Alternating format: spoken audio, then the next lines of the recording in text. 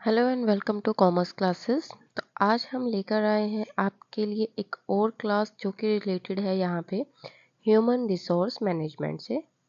ठीक है, ये जो आपकी क्लास है ये आपकी यूज़फुल होने वाली है। यहाँ पे जो भी एस्पिरेंट्स HPSC असिस्टेंट प्रोफेसर की यहाँ पे तैयारी कर रहे हैं, PGT कॉमर्स के लिए आप प्रिपेयर कर रहे हैं, या फिर अगर आप UGC नेट 2024 के लिए आप यहाँ पे प्रिपेयर कर रहे हैं, तो ये वीडियो आपके लिए यूज़फुल होने वाला है। तो इस वीडियो में हम आज डिस्कस करने वाले हैं बहुत सारे टॉपिक जो कि है ह्यूमन रिसोर्स रिलेटेड। ठीक है, तो इसमें हम क्या क्या डिस्कस करेंगे, जो हमारा प्रोसेस होता है ह्यूमन रिसोर्स मैनेजमेंट, ये क्या होता है। ठीक है, इसके हम डेफिनेशन के बारे में हम यहाँ पे डिस्कस करेंगे। साथ ही साथ इसके जो ऑब्जेक्टिव होते हैं वो क्या होते हैं, क्यों हम ह्यूमन रिसोर्स मैनेजमेंट एक बिजनेस के लिए ज़रूरी होता है, क्यों करते हैं हम इसका। ठीक है, इसका जो इम्पोर्टेंस है वो क्या होती है ह्यूमन रिसोर्स मैनेजमेंट की, तो वो सारी चीज़ें हम यहाँ पे डिस्कस करने वाले हैं।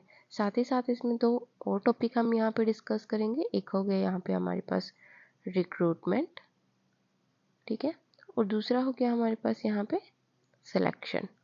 तो ये भी हम यहाँ पे क्या करने वाले हैं, डिस्कस करने वाले हैं। तो चलिए बिना देरी के वीडियो को शुरू करते हैं।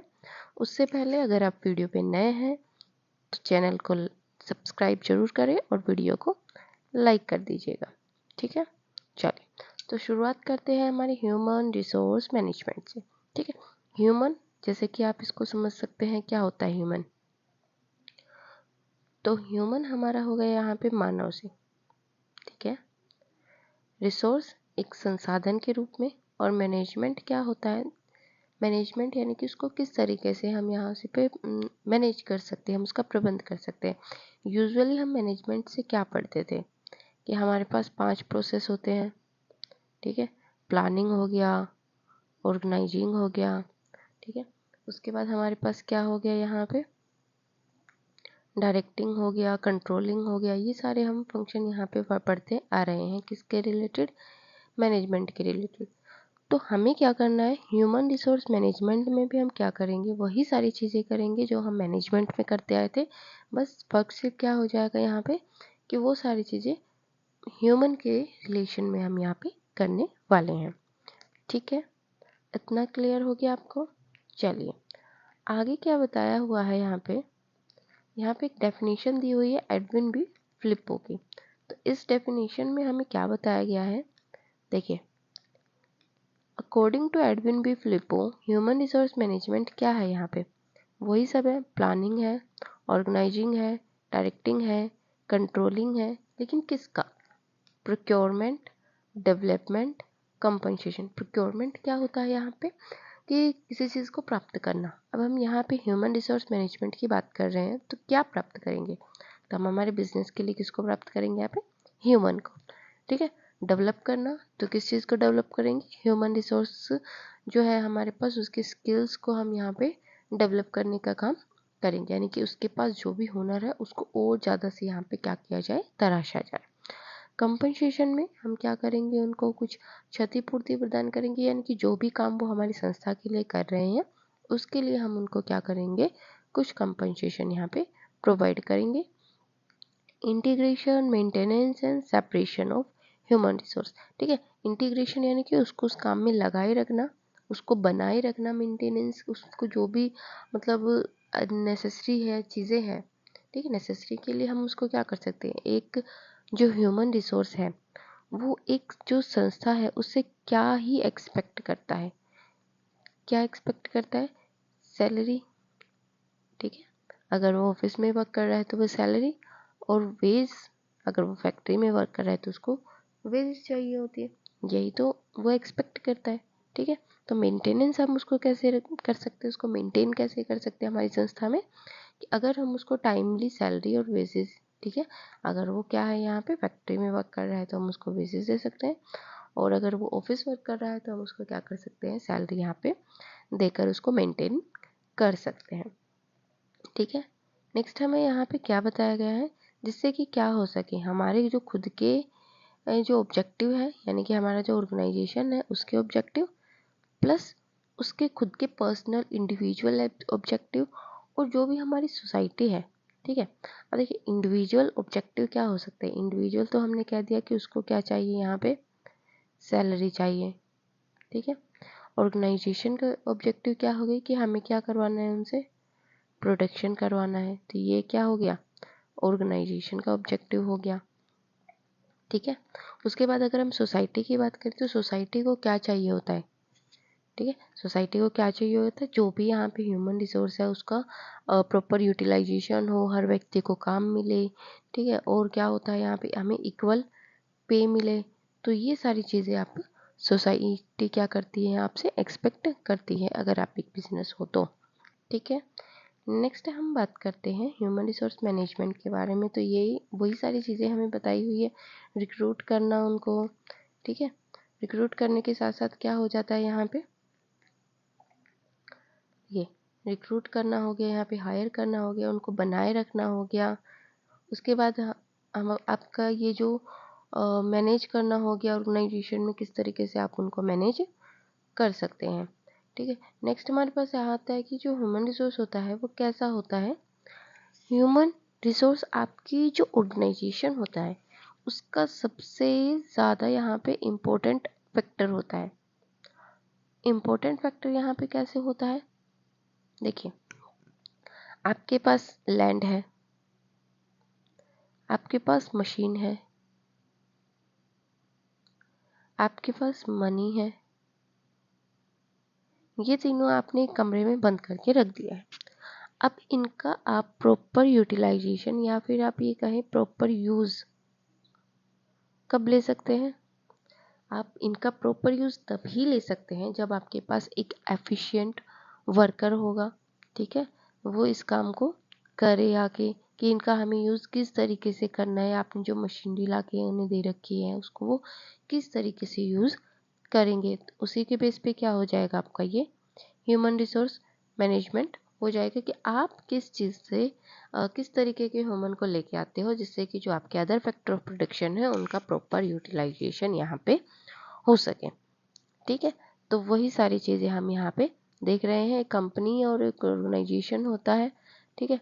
एचआर डिपार्टमेंट यूजुअली क्या करता है, ये रिस्पॉन्सिबल होता है क्रिएटिंग, क्या क्रिएट करने के लिए कि जो ह्यूमन रिसोर्स है उसको किस तरीके से संस्था में लाया जाए, कितने इफेक्ट के जो हम यहाँ पे इफ़ेक्टिव वे में काम कर सकते हैं, कि क्या क्या पॉलिसी हमें बनाए हमारे वर्कर्स के लिए जिससे कि वो लंबे समय तक क्या करें हमारी ऑर्गेनाइजेशन के साथ यहाँ पे टिका रहे, ठीक। नेक्स्ट हमारे पास यहाँ पे क्या आता है कि ह्यूमन को कैसे माना जाता है, एक एसेट की तरह। एसेट का मतलब क्या होता है, जैसे एक मुझे याद नहीं आ रहा है, एक फेमस बिजनेसमैन थे शायद, उसमें थे हमारे अजीम प्रेम जी।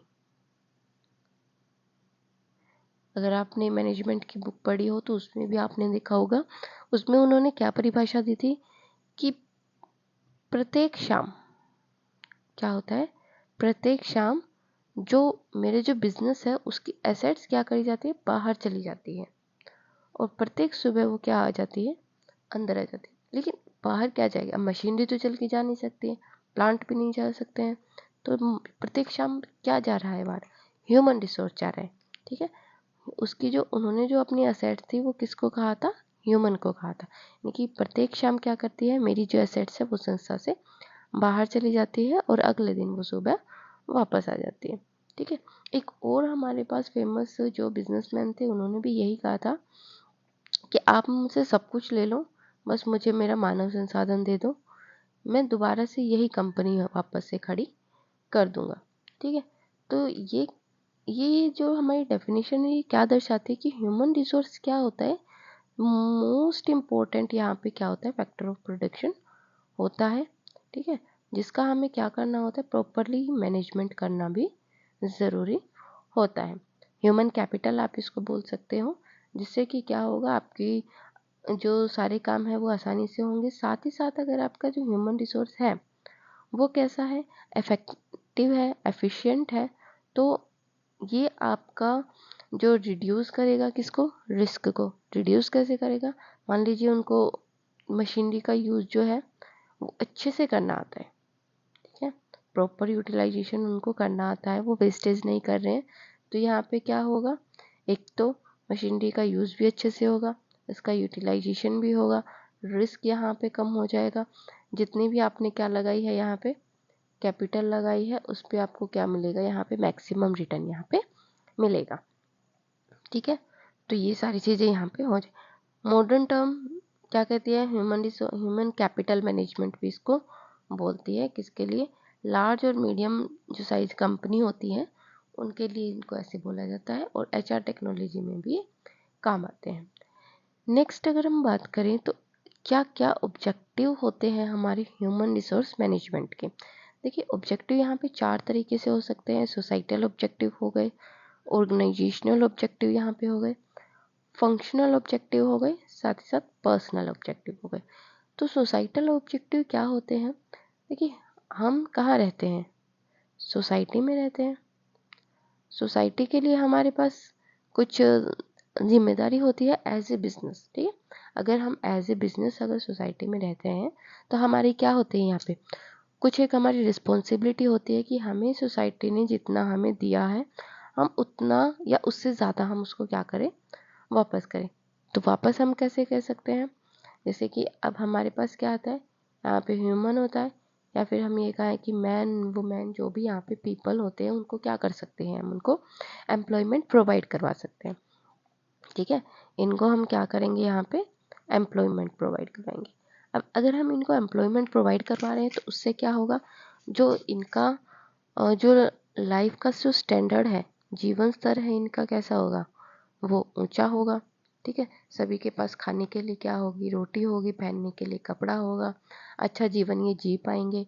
तो ये एक बिजनेस का क्या हो गया, एक सोसाइटल ऑब्जेक्टिव यहाँ पे हो गया कि क्या करना है, यहाँ पे इनको रोजगार उपलब्ध करवाना होता है। रोजगार उपलब्ध करवाने के साथ साथ क्या होता है, यहाँ पे सभी को क्या करना है, यहाँ पे इक्वल पे देना। इक्वल पे कैसे, कि अगर आपके पास ह्यूमन है, ह्यूमन में आपके पास क्या हो जाएगा, मैन हो जाएगा और वुमेन हो जाएगा। ठीक है, मैन और वुमेन, यानी कि काम तो दोनों ही कर रहे हैं। अगर मैन भी कर रहा है तो वुमेन भी कर रहा है, तो दोनों को यहाँ पे क्या करना, इक्वल पे यहाँ पे प्रोवाइड करना। दूसरी बात हम क्या लेके चल सकते हैं, मान लीजिए 2 पर्सन है, ठीक है, वो भी एक डिपार्टमेंट ए में काम करता है सेम पोस्ट पर और एक डिपार्टमेंट बी में काम करता है सेम पोस्ट पर। जब काम दोनों का सेम है तो इन्हें पे भी कैसा मिलना चाहिए, यहाँ पे इक्वल जो पे है वो मिलना चाहिए।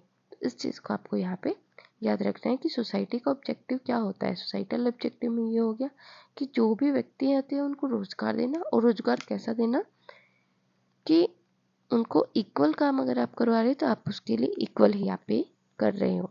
ठीक है नेक्स्ट अगर हम बात करें, यहाँ पे हमारे पास आता है ऑर्गेनाइजेशनल ऑब्जेक्टिव। ऑर्गेनाइजेशन का ऑब्जेक्टिव क्या होता है, जैसे ऑर्गेनाइजेशन का ऑब्जेक्टिव कुछ भी हो सकता है, ज़्यादा से ज़्यादा क्या करना, प्रोडक्शन करना हो सकता है, या फिर आपको क्या करना होता है, यहाँ पे आप किसी चीज़ की ज़्यादा से ज़्यादा सेल करना आपका यहाँ पे प्रोजेक्टिव ऑब्जेक्टिव हो सकता है। तो इन ऑब्जेक्टिव को भी क्या करना है, यहाँ पे फुलफिल करना है। ठीक है, कैसे हम फुलफिल करेंगे, अगर हमारे पास ह्यूमन रिसोर्स क्या है, अच्छा है, एक सही व्यक्ति को आपने अपने काम पे लगाया। मान लीजिए एक व्यक्ति है, उसको पढ़ाना बिल्कुल ही पसंद नहीं है, और आप उसको कहोगे जाओ आपको स्कूल में जाके पढ़ा के आना है, तो क्या उस ऑर्गेनाइजेशन का, उस संस्था का ऑब्जेक्टिव यहाँ पे पूरा हो पाएगा, नहीं हो पाएगा। क्यों, क्योंकि उसका इंटरेस्ट ही नहीं है। अगर वो पढ़ाएगा तो भी इतना मन करके इतना अच्छे से नहीं पढ़ा पाएगा। ठीक है, अगर आपने किसी बंदे को, जो कि आपका वो फैक्ट्री में क्या कर सकता है, प्रोडक्शन कर सकता है, ठीक है, प्रोडक्शन कर सकता है, और अगर आपने उसको कह दिया कि जाओ आपको मार्केटिंग करनी है, आपको सेल करके आना है, आपको जो प्रोडक्ट है उसकी जो फीचर्स है, उसकी क्वालिटी है, उसको आपको बता के आना है, तो आप कैसे कर पाओगे, पॉसिबल है, नहीं हो पाएगा। क्यों, क्योंकि उसको कैसा काम पसंद है उसको, और जिसके लिए उसको श्रम मतलब वो अपना लगा सके, वो वैसा काम करना चाहता है, और आप उससे कैसा काम करवा रहे हो, अपने मतलब उसको बिकवाने का काम, किसी प्रोडक्ट को बिकवाने का काम कर रहे हो, तो वो नहीं कर पाएगा उस चीज़ को। ठीक है, नेक्स्ट अगर हम बात करें तो हमारे पास आता है फंक्शनल ऑब्जेक्टिव।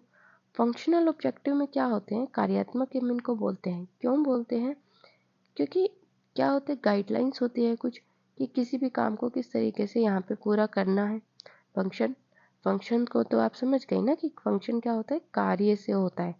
तो क्या कार्य आपको दिया गया है, उस कार्य को किस तरीके से आप यहाँ पे कर रहे हो, विद इन टाइम आप यहाँ पे कह सकते हो कि कितने टाइम में आप उस काम को कर रहे हो, तो उस चीज़ को भी आप यहाँ पे देखे जाए। फंक्शन प्रॉपरली आपको यहाँ पे करना है और फुल पोटेंशियल के साथ आपको अपना काम यहाँ पे करना है। नेक्स्ट अगर हम बात करें तो हमारे पास आता है पर्सनल ऑब्जेक्टिव। जब पर्सनल ऑब्जेक्टिव में क्या होता है, एक सेकेंड, पर्सनल ऑब्जेक्टिव में क्या होता है कि सबका अपना अपना एक गोल होता है। गोल कैसे हो सकता है, जैसे कि मैंने कह दिया कि मेरा गोल है 10 यूनिट कंप्लीट करना, ठीक है। तो ये मेरा पर्सनल गोल है कि मुझे इन 10 यूनिट को कंप्लीट करना है। कैसे करना है वो मेरा प्रॉब्लम है, लेकिन मुझे इन 10 यूनिट को क्या करना है, यहाँ पे कंप्लीट करना है, ठीक है। तो ये मेरा कैसा हो गया, पर्सनल गोल हो गया। तो इसमें क्या क्या इंक्लूड होता है, अपॉर्चुनिटी ऑफ एजुकेशन, ठीक है, अवसर लागत किसकी, शिक्षा की, यानी कि मैं जो भी मेरी जो भी एजुकेशन है वो इस चक्कर में जो भी अवॉइड हो रही है, उस चीज़ को अपॉर्चुनिटी ऑफ एजुकेशन हो गया। करियर यहाँ पे कितना डेवलप हो रहा है, और साथ ही साथ क्या करना, अपना जो मेरा जो खुद का सेटिस्फेक्शन है कि मैं सेटिस्फाई हूँ या नहीं हूँ इस चीज़ से, उसको भी यहाँ पे क्या करना है, मेंटेन करना होता है, ठीक है। नेक्स्ट अगर हम बात करें तो कुछ और ऑब्जेक्टिव भी हमारे पास यहाँ पे, देखिए जो 4 ऑब्जेक्टिव हैं, अगर हम बात करें ना तो ये 4 ऑब्जेक्टिव कैसे हैं, ये इसके मेन ऑब्जेक्टिव होते हैं, ठीक है। मतलब अगर आपसे पूछा जाए कि ऑब्जेक्टिव क्या क्या होते हैं ह्यूमन रिसोर्स मैनेजमेंट के, तो आप बेसिकली क्या बताएंगे, ये 4 ऑब्जेक्टिव बताएंगे। एक्स्ट्रा के लिए आप ये सब भी याद रख सकते हैं कि कैसे क्या करना, प्रोवाइड करना और मेंटेन करना प्रोडक्टिव एम्प्लॉयज़ को, यानी कि जो ज़्यादा से ज़्यादा क्या कर सके, उत्पादन कर सके, ऐसे एम्प्लॉयज़ को यहाँ पे मेंटेन करना। उनकी जो स्किल्स हैं उनका क्या करना, यहाँ पे फुल यूटिलाइजेशन करना, एबिलिटीज़ का उनका क्या करना, पूरा का पूरा फ़ायदा उठाना है। उसके बाद एम्प्लॉयज़ को इंश्योर करना है कि उनको प्रॉपर ट्रेनिंग दी जाए, यानी कि अगर कुछ थोड़ी बहुत कमी भी है तो उनको क्या किया जाए, उनको प्रॉपर ट्रेनिंग यहाँ पे दी जाए, ठीक है। पॉजिटिव एनवायरनमेंट या फिर पॉजिटिव एक्सपीरियंस, वहाँ पे सेटिस्फेक्शन क्रिएट करना, ठीक है। जितना भी काम वो कर रहे हैं उसी के अकॉर्डिंग उनको सैलरी वगैरह प्रोवाइड करना, ताकि वो उनमें सेटिस्फेक्शन बना रहे और साथ ही साथ वो क्या कर सके, अपना पूरा का पूरा कंट्रीब्यूट यहाँ पे कर सके। कम्युनिकेट करना यहाँ पे कंपनी की पॉलिसीज़ को, प्रोसीजर को, रूल्स को, रेगुलेशंस को, क्या क्या है एम्प्लॉय के रिगार्डिंग, वो सब यहाँ पे कम्युनिकेट करना। एथिकल, लीगल, सोसाइटल, रिस्पॉन्सिबल, ये जो भी है पॉलिसीज़ बनाए रखना, यानी कि लीगल में हम यहाँ पे क्या कह सकते हैं कि जो भी पॉलिसीज़ बनाई गई कि इस व्यक्ति के लिए इतना पे फिक्स किया हुआ है, तो उस पे को यहाँ पे प्रोवाइड करना। प्रोसीजर किस तरीके से आप रिक्रूट कर सकते हो, सिलेक्ट कर सकते हो, तो वो सारी चीज़ें यहाँ पे देखना होता है।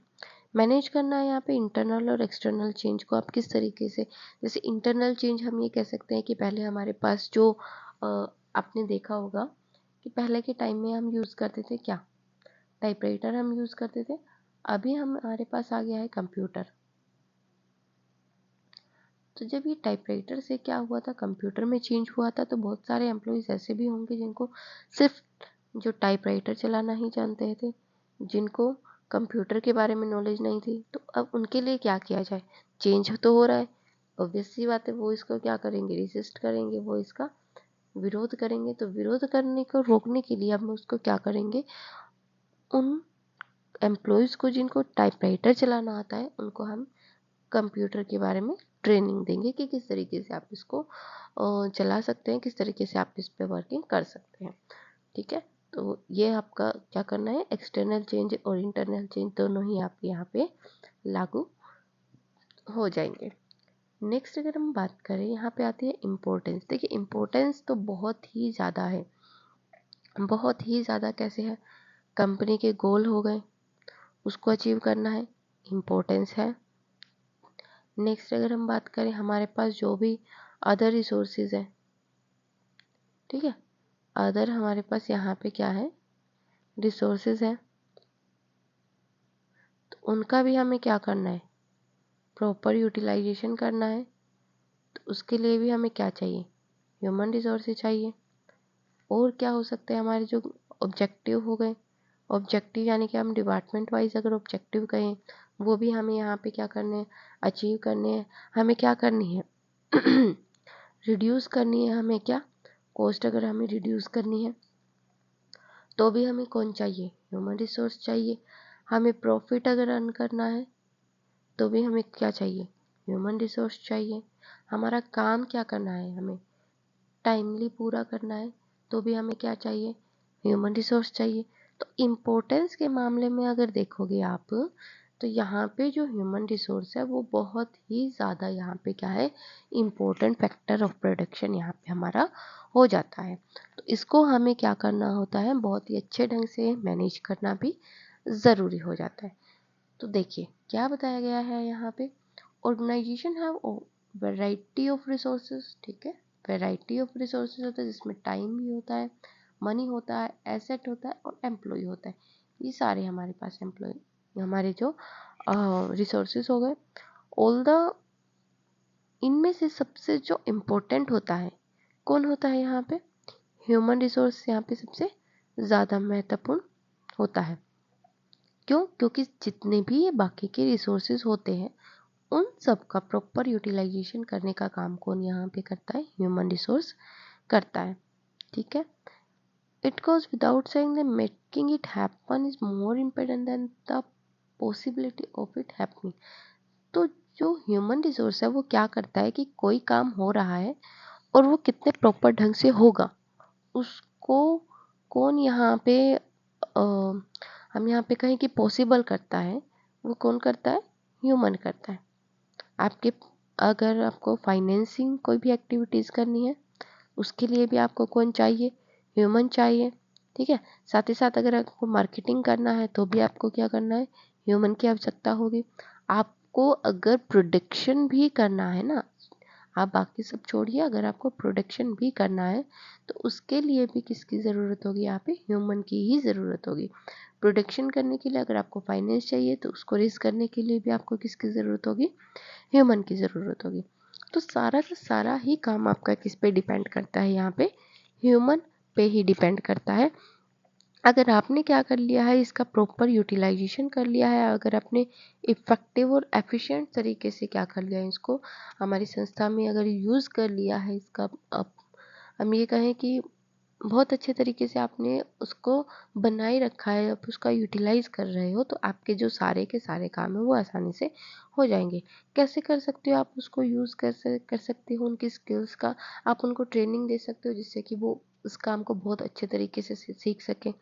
मोटिवेट आप उनको कर सकते हो टाइमली कि आपको ये काम ऐसे करना है, आप ये काम ऐसे काम, आप बहुत अच्छा काम कर रहे हो। ठीक है, तो वो मोटिवेशन हो गया। प्लानिंग आप कर सकते हो प्रॉपर तरीके से, आप उसको कम्युनिकेशन कर सकते हो कि एक जो कम्युनिकेशन चैनल होता है मैनेजमेंट में बहुत ज़्यादा इम्पोर्टेंट रोल प्ले करता है। अगर कम्युनिकेशन जो चैनल है वो आपका प्रॉपर है तो आपकी जितने भी इंफॉर्मेशन आप शेयर करना चाहते हो वो एक प्रॉपर तरीके से दूसरे व्यक्ति तक यहाँ पे पहुँच पाएगी। तो ये भी आपका कैसा होना चाहिए, इफेक्टिव होना चाहिए, जिससे कि जो एम्प्लॉयज़ की परफॉर्मेंस है वो यहाँ पे इंक्रीज हो सके। अगर आपका जो एम्प्लॉय है वो कैसा है, एफिशिएंट होगा, ठीक है, ज़्यादा इफेक्टिव होगा, तो उससे क्या होगा, आपके ज़्यादा प्रोडक्टिविटी बढ़ेगी और बेनिफिट भी यहाँ पे आपको बहुत सारे मिलने वाले हैं। साथ ही साथ जो आपके ऑर्गेनाइजेशन की परफॉर्मेंस है वो भी यहाँ पे इंक्रीज हो जाएगी। ठीक है, नेक्स्ट अगर हम बात करें तो हमारे पास यहाँ पे आता है, एक सेकेंड, यहाँ पे दिख नहीं रहा होगा आपको शायद, इसको थोड़ा नीचे, ये नीचे नहीं आता। चलो, रिक्वायरमेंट क्या है यहाँ पे हमारी, मैन पावर की। तो मैन पावर रिक्वायरमेंट क्या होता है, एक संस्था है, ठीक है, ये मान लीजिए हमारी संस्था है, इस संस्था में हमें कुछ एम्प्लॉयज़ चाहिए। अब ये एम्प्लॉयज़ हम कैसे लेके आए, या तो हम बाहर के एम्प्लॉयज़ यहाँ पे लेके आए, या हमारे पास ये जो डिपार्टमेंट है, जो हमारे लोअर डिपार्टमेंट है उसमें हमारे पास मेंबर हैं ऑलरेडी, और हम इनको अपर डिपार्टमेंट में क्या कर सकते हैं, प्रमोशन कर सकते हैं। इस तरीके से हम लेके आ सकते हैं। लेकिन ये रिक्वायरमेंट हमें कितनी होगी, हमें कितने जो ह्यूमन रिसोर्स है, हाउ, मतलब एक तो हमें कैसे लेके आना है, इंटरनल या एक्सटर्नल, दूसरा हाउ, और तीसरा हो जाता है यहाँ पे हमारे पास हो गया हाउ मच, यानी कि कितने हमें एम्प्लॉयज़ की यहाँ पे ज़रूरत है। तो इस चीज़ को हम यहाँ पे कंसिडर करने वाले हैं। तो रिक्वायरमेंट में हमारे पास यहाँ पे दो चीज़ें निकल के आते हैं, एक तो टाइप्स ऑफ एम्प्लॉय, किस तरह का आपको एम्प्लॉय चाहिए, दूसरा हो गया आपका नंबर ऑफ एम्प्लॉयज़। ठीक है, तो आपको कितनी संख्या में आपके नंबर ऑफ एम्प्लॉयज़ यहाँ पे चाहिए होते हैं। अब हम जैसे इनको दोनों को स्टडी करते हैं, जैसे टाइप ऑफ एम्प्लॉयज़ में आपका क्या कि किस तरीके का एम्प्लॉय चाहिए, तो उसके लिए आप क्या करते हैं, दो काम करते हैं। दो काम क्यों? क्योंकि अगर आपको एम्प्लॉयज़ चाहिए तो आपको पता होना चाहिए आपको उससे किस तरीके का काम करवाना है।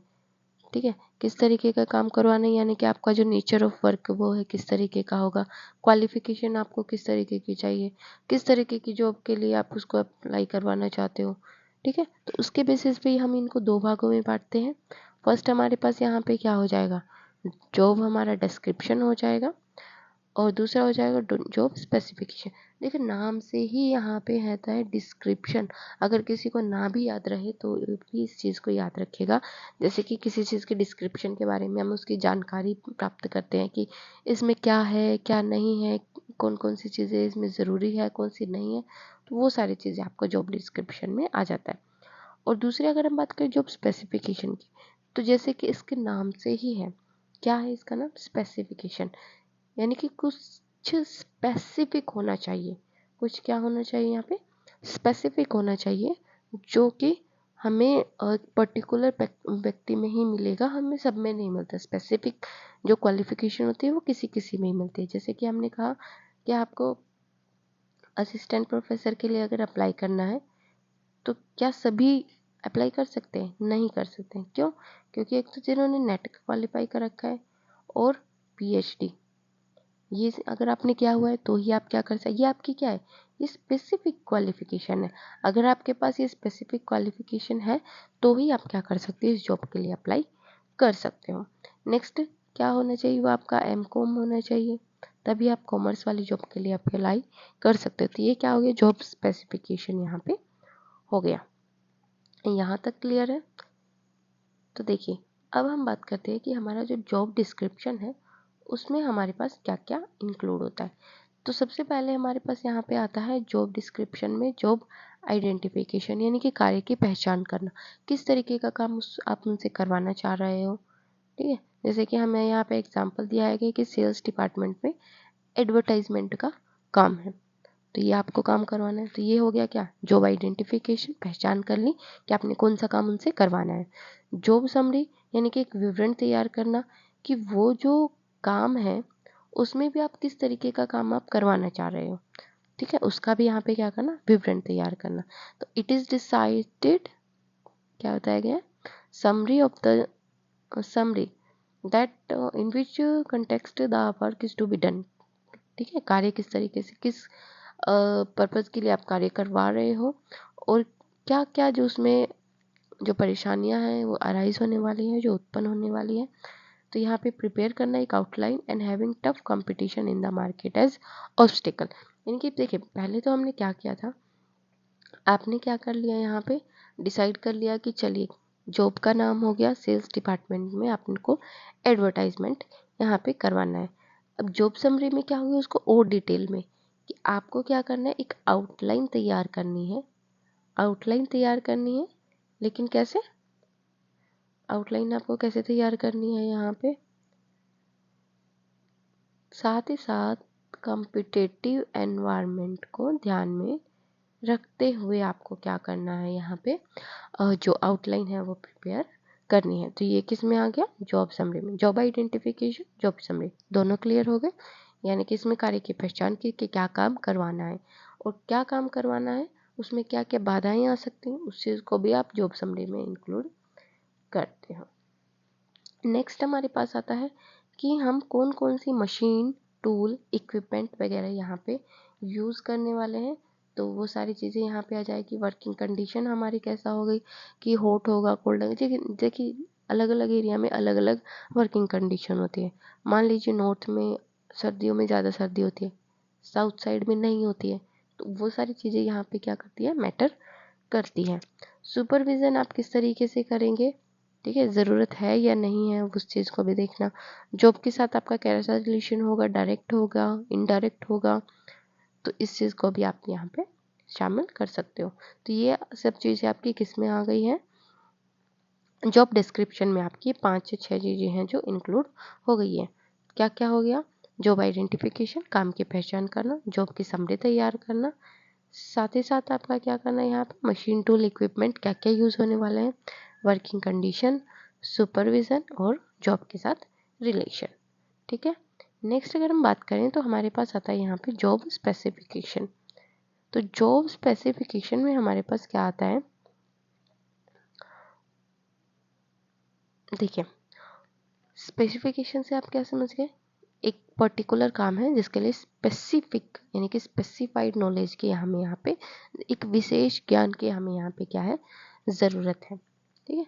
Job specification is called man specification, यानी कि इसको इसके लिए एक मैन स्पेसिफाई मैन की आवश्यकता है, because it is related to those qualities of a person which are necessary for him to complete a particular job। देखिए आप इसको छोड़िए, आप मेरी भाषा में समझिए। जैसे कि हमने आपको एग्जाम्पल से समझाया था कि आपको क्या करना है, यहाँ पे आप असिस्टेंट प्रोफेसर के लिए अप्लाई कर रहे हो, पीजीटी कॉमर्स के लिए अप्लाई कर, तो आपके पास क्या होना चाहिए, पर्टिकुलर स्पेसिफिकेशन होना चाहिए। असिस्टेंट प्रोफेसर के लिए आपके पास नेट होना चाहिए, और पीजीटी कॉमर्स के लिए आपके पास एस्टेट प्लस बीएड होना, बीएड प्लस एस्टेट होना चाहिए। तो ये आपका क्या है, जॉब स्पेसिफाई आपने कर दिया, ये क्वालिटीज़ तो होनी ही चाहिए, उसको ही हम यहाँ पे क्या बोलते हैं, जॉब स्पेसिफिकेशन बोल सकते हैं। क्वालिटीज़ के साथ साथ और भी क्या हो सकते हो, आप उसमें ऐड कर सकते हो कि आपके पास एक्सपीरियंस होना चाहिए, फिजिकल करेक्टरिस्टिक्स होने चाहिए, ठीक है, मतलब आप दिखने में अच्छे होने चाहिए, आपकी जो फिजिकल अपीयरेंस है वो एक टीचर वाली लगनी चाहिए या फिर एक असिस्टेंट प्रोफेसर वाली लगनी चाहिए, तो इस तरीके से होता है, ठीक। तो nature of work is determined which is called job description. इसमें नेचर ऑफ वर्क कि किस तरीके का काम आपसे यहाँ पे करवाया जाता है। On the basis of description the qualification is required complete job efficient determine the job specification, ठीक है। मतलब यही बातें बताई हुई है कि आप क्या करते हो, जॉब डिस्क्रिप्शन में तो आपने ये दे दिया कि कार्य विवरण क्या होगा, ठीक है। जॉब डिस्क्रिप्शन में तो आपसे क्या बताया जाता है कि कार्य का विवरण, कि किस तरीके का काम होगा, कैसे आपको करना है, क्या बाधाएं आएंगी, कौन सी वर्किंग कंडीशन में काम करना है, कौन से मशीनरी टूल इक्विपमेंट आपको यूज़ करने हैं, किस तरीके से आपका सुपरविजन किया जाएगा, ये सब जॉब डिस्क्रिप्शन में आ जाता है। जॉब स्पेसिफिकेशन में क्या आता है, आपके जो इन सब काम को करने के लिए एक पर्टिकुलर व्यक्ति लगाया गया है, एक जो स्पेसिफाइड पर्सन लगाया गया है, तो उसमें क्या क्या क्वालिटीज होनी चाहिए, यानी कि जॉब डिस्क्रिप्शन काम से रिलेटेड हो गया, जॉब स्पेसिफिकेशन उस पर्टिकुलर व्यक्ति से रिलेटेड हो गया जिससे हम काम करवाना चाह रहे हैं, ठीक है। नेक्स्ट अगर हम बात करें तो हमारे पास आता है यहाँ पे determining the number of employees. तो इसका आप क्या पे क्या क्या करोगे, कैलकुलेशन करोगे कि कितने एम्प्लॉयज़ की हमें यहाँ पे ज़रूरत है, ठीक है, कितने एम्प्लॉयज़ चाहिए, उनमें क्या क्या क्वालिटीज़ होनी चाहिए, ठीक है, how many person, different qualities, अलग अलग क्वालिटी के कितने लोग चाहिए। जैसे कि हमारे अलग अलग काम हो सकते हैं, सेल करना हो सकता है गुड को, 50 सेल्समैन के यहाँ पे रिक्वायरमेंट हो सकते हैं एक यूनिट में, तो उसके अकॉर्डिंगली हम यहाँ पे मेजरमेंट कर सकते हैं।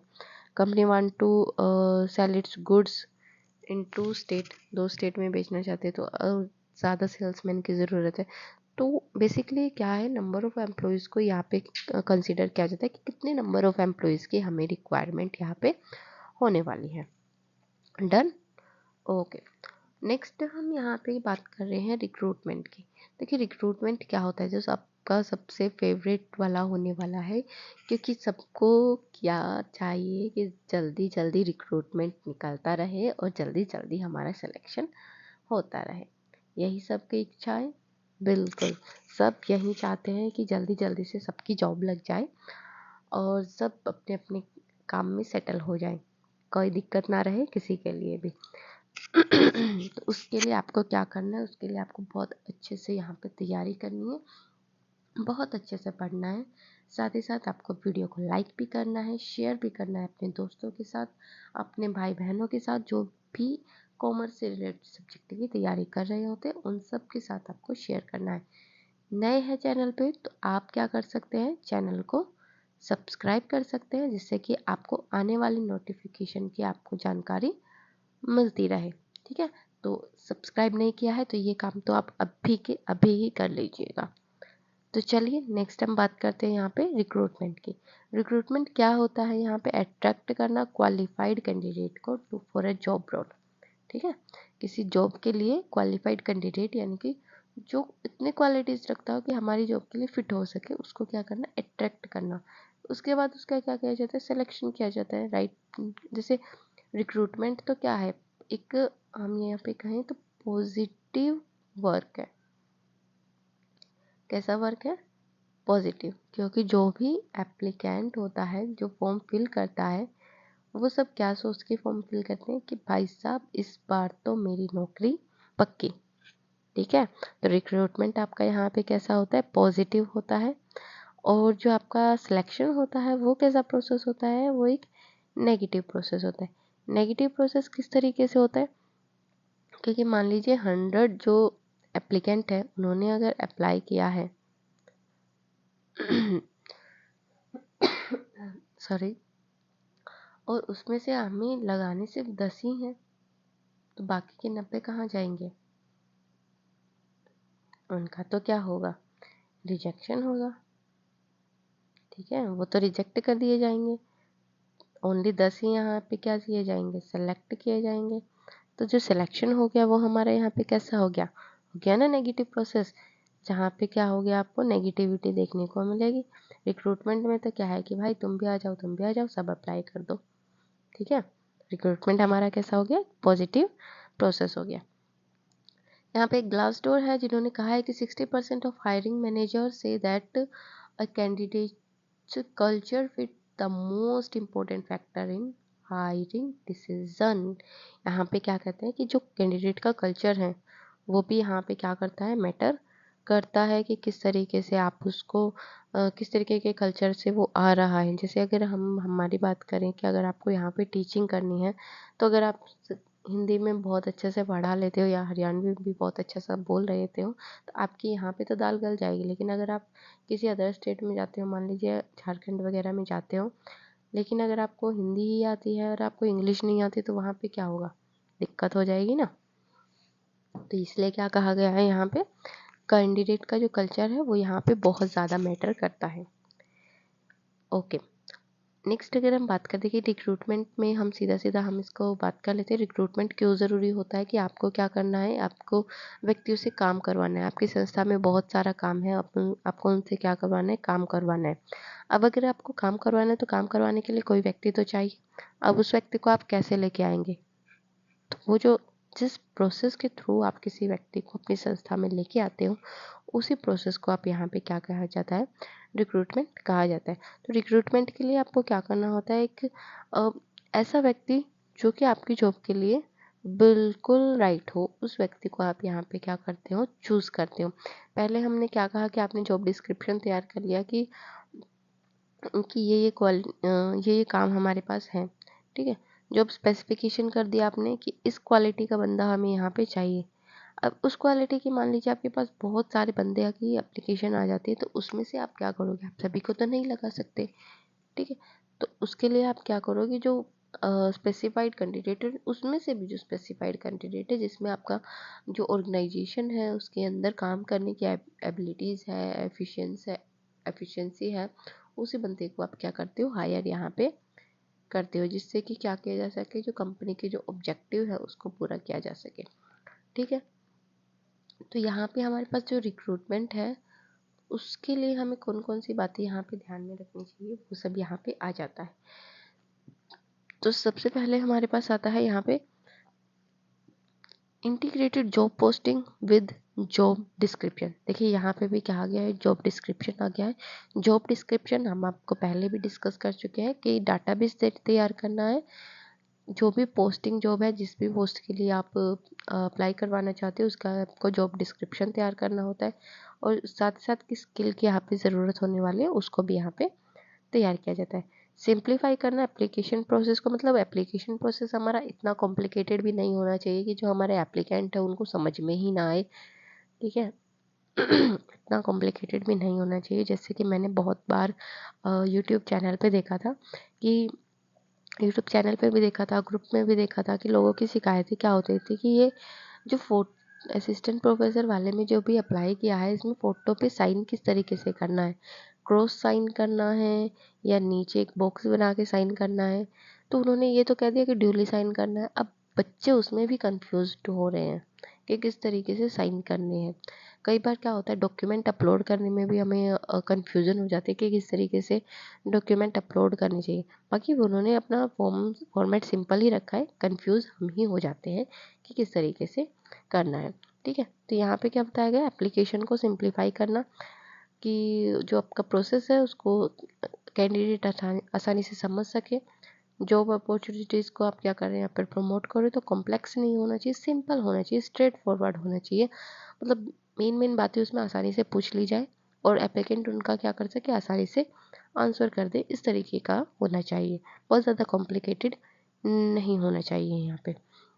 नेक्स्ट अगर हम बात करें तो यहाँ पे क्या, display job posting on your website पर, जैसे कि आजकल तो सभी करते हैं अपनी वेबसाइट पर भी, यूट्यूबर्स अदर वेबसाइट का उठाकर भी अपने उस पे लिंक पे कर देते हैं, चलो ला करो, यूज़ करो। तो ये तो आजकल सबसे ज़्यादा इम्पोर्टेंट हो गया कि डिस्प्ले करना है अपनी वेबसाइट पर। Manage previously submitted resume. देखिए इसमें रिज्यूमे में क्या होता है, मैं आपको एक एग्जांपल देती हूँ, बहुत ही अच्छा सा एग्जांपल है, आपको बहुत अच्छे से क्लियर भी हो जाएगा। जैसे हम पहले जिस कंपनी में काम करते थे, पहले पहले जैसे मैं टीचिंग भी कर चुकी हूँ और एक इसके अलावा एक इंश्योरेंस कंपनी में वर्क भी कर चुकी हूँ। तो उसमें क्या होता था, हमारा जो एक लीगल हब था, हम काम करते थे लीगल हब में, हम काम करते थे। तो लीगल हब में क्या होता था कि बहुत सारे एडवोकेट का हमारे पास एप्लीकेशन आ जाता था कि हमें हम आपकी इंश्योरेंस कंपनी के लिए वर्क करना चाहते हैं। ठीक है, तो हम क्या करते थे, हम उनको तब के तब तो रिक्रूट कर नहीं सकते थे, हमारा प्रोसेस होता था जो कि साल में एक बार होता था। तो हम क्या करते थे, जैसे ही जो एडवोकेट अपने रिज्यूमे लेके आता था, अपना सीवी वगैरह लेके आता था, तो हम उनको कलेक्ट करते रहते थे। एक डिपार्टमेंट था हमने बना रखा था, उसमें उनको कलेक्शन का काम होता रहता था। और जैसे ही जब हमारा रिक्रूटमेंट का प्रोसेस निकलता था, तो हम क्या करते थे, उन सबको कॉल करके वहाँ पे बुला लेते थे, क्योंकि ये हमारा इंटरव्यू बेस्ड होता था, तो हम इनको कॉल करके बुला लेते थे। और इस तरीके से इनका भी हमारे पास यहाँ पे क्या हो जाता था, बायोडाटा यहाँ पे इकट्ठा हो जाता था, और ये भी हमारी जो रिक्रूटमेंट का प्रोसेस था उसमें पार्टिसिपेट कर ले। ठीक है, तो इस तरीके से आप इसको समझ सकते हो कि आपके जो दिन प्रतिदिन, जैसे कि आप भी हो, आप क्या करते हो, अगर आपको पढ़ाने जाना होता है, ठीक है, अगर भगवान करे आपकी जॉब जल्दी लगी, लेकिन जब तक नहीं लगी, आप किसी प्राइवेट इंस्टीट्यूशन में आप जा रहे हो, अपना रिज्यूमे वहाँ पे सबमिट करवा के आ रहे हो, तो जैसे ही उनके यहाँ कोई वैकेंसी निकलेगी, तो आपके रिज्यूमे को वो क्या कर सकते हैं, प्रेफरेंस दे सकते हैं। ठीक है, तो इस तरीके से आप यहाँ पे ले सकते हो। नेक्स्ट है यहाँ पे कैंडिडेट का जो एक्सपीरियंस है, यहाँ पे उसको एनहेंस करना। कैसे एनहेंस करेंगे, कि आप एक्सपीरियंस वाले बंदे को यहाँ पे हायर कर रहे हो, या फिर आप जो कि लोकल है बिल्कुल, जिसको अभी थोड़ा कम नॉलेज है, उस बंदे को आप यहाँ पे रिक्रूट कर रहे हो। इस चीज़ को आप यहाँ पे मैटर कर सकते हो। देखिए अगर आप एक्सपीरियंस्ड बंदे को अगर आप रिक्रूट कर रहे हो, तो उससे आपको ही फ़ायदा होने वाला है। इंटरव्यू के टाइम पे आप इस चीज़ को भी मैटर कर सकते हो कि आपने के पास कितना एक्सपीरियंस है।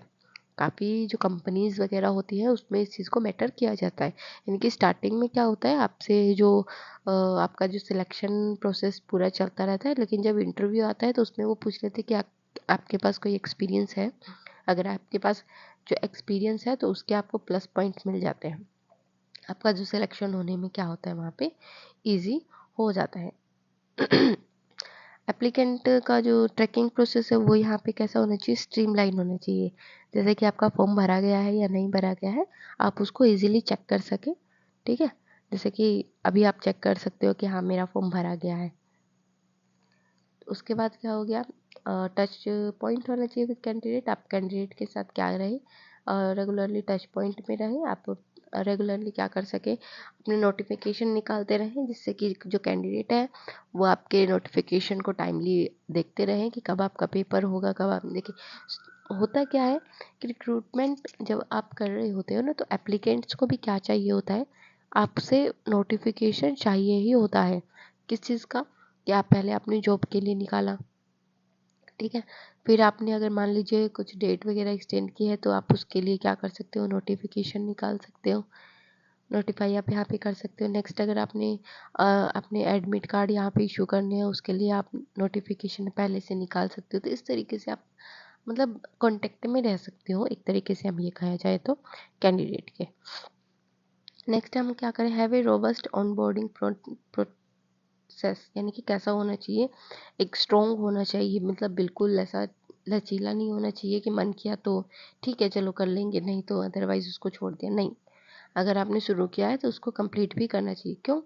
क्योंकि इससे क्या होगा, एक तो आपके जो एप्लीकेंट्स हैं उनके मन में आपके जो ऑर्गेनाइजेशन है उसके लिए विश्वास बढ़ेगा। लेकिन अगर आप ऐसे कर रहे हो कि चलो अपने एप्लीकेशन फॉर्म ले लिया और आपने बाद में कह दिया कि नहीं हमें तो ये भर्ती नहीं करनी है, तो इससे क्या होता है, एप्लीकेंट्स का विश्वास यहाँ पे कमज़ोर होता है। ठीक है, तो इस चीज़ को भी आपको यहाँ पे ध्यान में रखना है। नेक्स्ट हम बात करें maintaining data of recruitment process, यानी कि रिक्रूटमेंट डाटा की प्रोसेस का जो भी डाटा है आपको वहाँ पे मेंटेन करना। देखिए ये काम आजकल बहुत ही मतलब कोई ही बंदा ऐसा होगा, कोई ही ऑर्गेनाइजेशन ऐसा होगा जो कि ये काम नहीं करता। बाकी सभी क्या करते हैं, पूरा डाटा मेंटेन करके रखते हैं कि कितने एप्लीकेशंस आई हैं, ठीक है, उसके बाद आपने कितनों का रिजेक्शन मारा है, किनकी क्वालिफिकेशन मीट नहीं कर रही तो आपने उनका रिजेक्शन कर दिया, कितनों को आपने यहाँ पे जो प्रीम्स है उसके लिए आपने बुलाया है, कितनों का आपने प्रीलिम्स में से छांट के फिर मेंस के लिए बुलाया है, फिर उसके बाद मेंस में से कितनों के लिए आपने इंटरव्यू के लिए बुलाया है। तो ये सारी चीज़ें यहाँ पे आ जाती है, क्या उनके डाटा को मेंटेन करना प्रॉपरली। ठीक है, तो ये सब काम भी आजकल बहुत इजी वे में किया जाता है। बहुत सारी संस्थाएं इस काम को बहुत मतलब ऑलमोस्ट सभी ही करते हैं। ठीक है, कंक्लूडिंग यहाँ पे थॉट क्या है कि रिक्रूटमेंट क्या है एक ऑपरेशनल एक्टिविटी ना हो कि एक स्ट्रेटेजिक एक्टिविटी भी है बिजनेस के लिए। Selecting the right employ is an important goal of recruitment, मतलब एक सही व्यक्ति को क्या करना, संस्था में लगाना ही यहाँ पे क्या होता है, मेन ऑब्जेक्टिव यहाँ पे होता है रिक्रूटमेंट का, जिससे भी कि क्या हो सके, संस्था के ऑब्जेक्टिव यहाँ पे पूरे हो सके। उसके लिए आपको क्या करना है, आपको जो प्रोसेस है वो भी आपका कैसा होना चाहिए, सही होना चाहिए, स्पष्ट होना चाहिए, ताकि जो एक्सपीरियंस है कैंडिडेट का वो यहाँ पे आपकी संस्था के साथ अच्छा हो सके। ठीक है, इससे क्या होगा, आपकी इफेक्टिवनेस यहाँ पे इंक्रीज होगी। होल रिक्रूटमेंट प्रोसेस अल्टर्ड हो चुका है आजकल, टेक्नोलॉजी से बहुत आसानी से अल्टर्ड हो जाता है।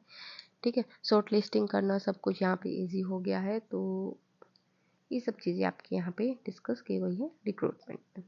नेक्स्ट जो हमारा प्रोसेस होगा वो होगा यहाँ पे सिलेक्शन प्रोसेस। देखिए वीडियो आपकी काफ़ी लंबी हो चुकी है, आपके हमें कुछ सजेशन चाहिए इस वीडियो के रिगार्डिंग भी। अगर आपकी वीडियो अच्छी लगी हो तो लाइक और शेयर तो आपको करना ही करना है, साथ ही साथ चैनल को सब्सक्राइब भी कर लेना है।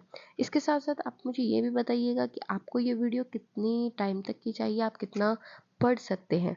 ठीक है, एक तो आप चाहिए कि हमें 1 घंटे की वीडियो चाहिए तो हम आपको 1 घंटे की वीडियो यहाँ पे प्रोवाइड करवा देंगे विद कंटेंट। ठीक है, अगर आप चाहते हैं कि नहीं मैं तो 1 घंटे से ज़्यादा पढ़ सकता हूँ तो हम आपको more than 1 hour, 1.5 hour, 2 hours, तो इतने टाइम तक की हम आपको वीडियो भी यहाँ पे प्रोवाइड करवा सकते हैं। नेक्स्ट आपको हमें ये बताना है कि आप HPSC के कौन से जॉब के लिए आप प्रिपेयर कर रहे हैं, या तो आप असिस्टेंट प्रोफेसर के लिए प्रिपेयर कर रहे हैं, यहाँ पे आप स्टेट के लिए प्रिपेयर कर रहे हैं, तो इस चीज़ का भी आपको हमें यहाँ पे बताना है। व्यूअर्स हमारे किस तरीके के हैं वो भी आपको हमें यहाँ पे बताना है। साथ ही साथ अगर आप UGC नेट की प्रिपेयर कर रहे हैं तो उसके लिए भी आप हमें कांटेक्ट कर सकते हैं। कमेंट बॉक्स नीचे खुला हुआ है, आप धड़ाधड़ से कमेंट कर सकते हैं, कोई दिक्कत नहीं है। आप अपने व्यूज़ हमें भेज सकते हैं। साथ ही साथ आपको डिस्क्रिप्शन में आपको व्हाट्सएप चैनल का लिंक मिल जाएगा, और वहाँ से अगर आपको दिक्कत हो तो हम आपको बता देते हैं। हमारा जो व्हाट्सएप चैनल है वो है आपका कॉमर्स क्लासेस के नाम से। ठीक है, कॉमर्स क्लासेस के नाम से आपका व्हाट्सएप चैनल है, तो आप यहाँ पे जुड़ सकते हैं। PDF अगर चाहिए तो आप हमें कमेंट कर सकते हैं, कोई दिक्कत नहीं है। इस जो व्हाट्सएप हैंडल है इस पर आपको PDF प्रोवाइड करवा दी जाएगी। ठीक है, तो ये था हमारा आज का वीडियो। आप अपना रिव्यू लिखना बिल्कुल मत भूलिएगा। अगर वीडियो पसंद आई हो तो लाइक ज़रूर कीजिएगा। तो मिलते हैं नेक्स्ट वीडियो में। Thank you so much.